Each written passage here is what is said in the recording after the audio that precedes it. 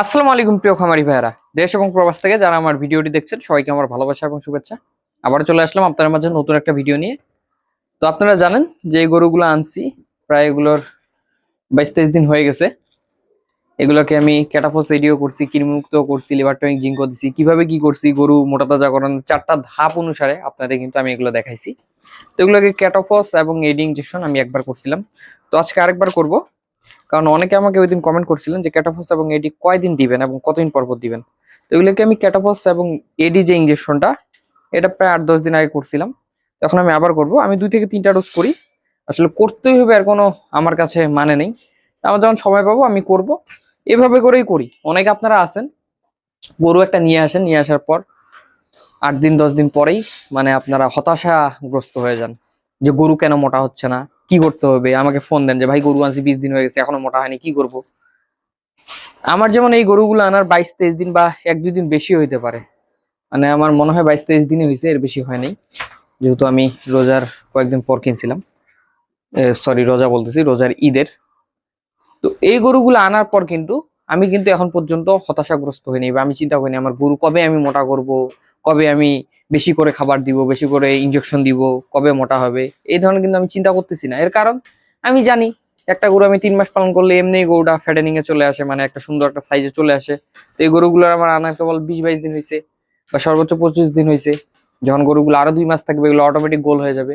এই জন্য কিন্তু আমি এগুলো নিয়ে চিন্তা করি না। বা অনেকে আছেন চিন্তা করেন, শুধু বারবার আমাকে ফোন করেন যে ভাই 20 দিন 22 দিন হয়ে গেছে, ক্যাটাপসিটি 2-3টা ডোজ করছি, আরো করবো নাকি, আরো করবো নাকি, গরু এখনো তো মোটা হচ্ছে না। তো আমি আপনাদের দেখাই ওই জন্যই।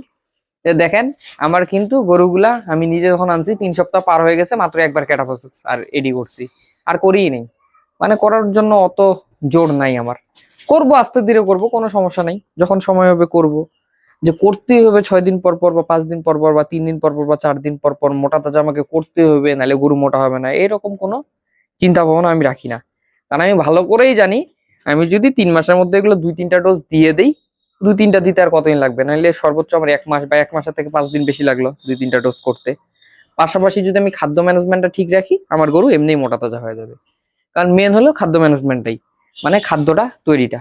তো খাদ্য কিভাবে তৈরি করতে হয় সেটার তো ভিডিও আমার দেওয়াই আছে, আপনারা দেখছেনই। আপনারা খাদ্য তৈরি করতে পারেন। তো সেইভাবে যখন খাবারগুলো দিবেন, গরু এমনিতেই মোটা হবে। শুধু গরু না, মানুষকেও যখন আপনি ভালো খাবার দিবেন মোটা তাজা হয়ে যাবে। তো এটার জন্য আসলে চিন্তিত হওয়ার কিছু না। কারণ এমন না যে এটা পাম্পার, আজকে আপনি খাওয়াইলেন কালকেই মোটা হয়ে যাবে। তো আস্তে ধীরে খাওয়াবেন, মোটামুটি আপনার যখন 3 মাস হয়ে আসবে দেখবেন যে অটোমেটিক গরুটা গ্রোথ চলে আসছে। কারণ গরুর কিন্তু আপনার সব থেকে ভালো গ্রোথ আসে শেষের 1 মাসে। শেষের 1 মাসে গরু একেবারে ভরাট হয়ে গোল হয়ে যায়। তো এই জন্য প্রথম 1 মাস 2 মাসে যদিও আপনারা মোটা তাজা দেখতে পারবেন, কিন্তু গোল গোল ভাবটা আসবে না। কিন্তু শেষে গিয়ে দেখবেন যে ঠিকই কিন্তু গোল হয়ে গেছে গরু। তো এমনটাই হয়। তো আমি এখন এই গরুগুলোকে ক্যাটোফস এবং এডি ইঞ্জেকশনটা করব। তো প্রচন্ড গরম, বেশি ইঞ্জেকশন করব না। এই গরুটাকে এর আগে আমি দিছিলাম প্রায় 20 সিসির মতোই দিছি, কিন্তু আজকে 15 সিসি দিব, আজকে বেশি দিব না। কারণ আমার ভাইয়ালে আপনার ঔষধও বেশি নেই, ঔষধ আমাকে আনতে হবে, আনার পর দিতে হবে। তো আজকে একটু কম করেই দিব, এরপর এবার দিলে বেশি করে দিব। কিন্তু আপনারা এই সাইজের গরুকে অনায়াসে 20 সিসি পর্যন্ত দিতে পারেন। কারণ যেটা লেখা থাকে ঔষধের গায়ে সেটা হলো প্রতি 100 কেজির জন্য 10 সিসি। ওই হিসাবে এই গরুটা অনায়াসে 160-70 কেজি হয়ে যাবে। এমনি 16-17 সিসি মানে ন্যাচারাল ভাবেই সে পায়, কোনো ব্যাপার না। তো আমি শুধু এই গরুটাকে ইঞ্জেকশন দিব, এইটাকে দিয়ে দেখা দিচ্ছি, আর বাকিগুলোকে আমি পরে দিব আলাদাভাবে, সেটা আর আপনাদের দেখাবো না, মানে ভিডিওটা বড় করতে যাচ্ছি না।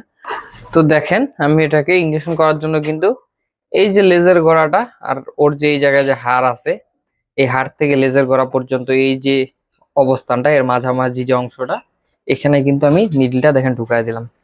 ওটা চুপচাপই আছে, কোনো সমস্যা নেই। এই যে চাপ দিলে দেখেন সুন্দর চলে যাচ্ছে। আবার অনেকে আমাকে বলেন যে ক্যাটাফসের সাথে এডি করা যায় কিনা বা ক্যাটাফসের সাথে অন্য ইনজেকশন করা যায় কিনা। আমি নিজেই এই ক্যাটাফসের সাথে আরো একটা ইনজেকশন করব, সেটা হলো এডি। তো দেখেন ওই পাশে আমি ক্যাটাফস ইনজেকশনটা দিয়ে দিছি। এই সেটে এখন এই রেনেটা কোম্পানির যে রেনাসল এডিটা আছে, এটা আমি দিচ্ছি 5 সিসি। আবার যদি সেম ভাবে ওই ফাঁকা অংশটাতে দিয়ে দেই, যে জায়গাটা আপনাদের দেখাইলাম, ওখানে এই যে চাপ দিয়ে চাপ দিচ্ছি, দেখেন চলে যাচ্ছে। এডি ইনজেকশনটা সবসময় আপনারা চেষ্টা করবেন রেনেটারটা ব্যবহার করতে। কারণ এইটা ব্যবহার করলে যেটা হয় যে এডি ইনজেকশন আসলে অনেক গাঢ় হয়, এগুলো যেতে অনেক সময় লাগে। তো অন্যান্য কোম্পানির যে এডি ইনজেকশন গুলো আছে, এগুলো আসলে পরিমাণে অনেক দেওয়া লাগে, 15 সিসি 20 সিসি দেওয়া লাগে, যেটা দেওয়াটা আসলে অনেক কষ্টকর, অনেক সময়ের ব্যাপার। কিন্তু রেনেটার যে এডিটা, এটা অল্প পরিমাণ দিলে হয়ে যায়। এটা 5 সিসি দিলে একটা গরুর জন্য যথেষ্ট পরিমাণ। তো এই জন্য এটা বেশি দিতে হয় না, আমাদের সময়টাও কম লাগবে, গরুর পিছনে সময়টা আসলে বেশি দেওয়া লাগবে না।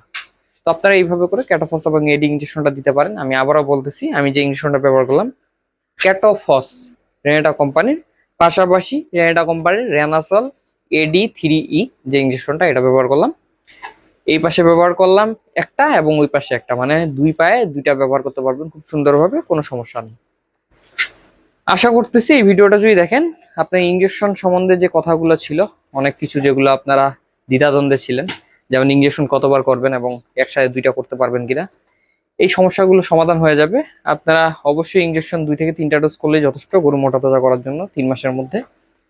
পাশাপাশি এক পাশে একটা করবেন, আরেক পাশে আরেকটা করবেন, এবং এর সাথে সাথে আপনারা অ্যামাইনোভেট চালাইতে পারেন। এই ইঞ্জেকশনটা দেওয়ার 3-4 দিন পর আবার অ্যামাইনোভেট দিলেন, এভাবেও চালাইতে পারেন, কোনো সমস্যা নেই।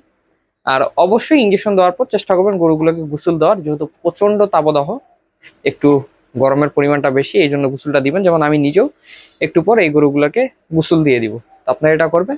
এভাবে করে ইঞ্জেকশন দিলে আশা করি কোনো সমস্যা হবে না। আর এগুলো যেহেতু কোনো ক্ষতিকারক ইঞ্জেকশন না, এটা মেটাবলিজমের ইঞ্জেকশন, অর্থাৎ হজম ক্রিয়া বৃদ্ধি করবে। আর এডিটা তো A, D আর E 3টা ভিটামিনের কম্বিনেশন। এই জিনিসগুলো দিলে তারপর পাশাপাশি খাদ্য খাইলে খুব সহজেই গরু আপনাদের ফ্যাটেনিং হয়ে যাবে। আশা করি সম্পূর্ণ ভিডিওটা যারা দেখছেন এখান থেকে অনেক কিছু শিখতে পারবেন এবং উপকৃত হবেন। ভিডিও যদি ভালো লাগে অবশ্যই চ্যানেলটা সাবস্ক্রাইব করে রাখবেন, পাশাপাশি একটা লাইক দিয়ে রাখবেন। সবাই ভালো থাকবেন, সুস্থ থাকবেন। আসসালামু আলাইকুম।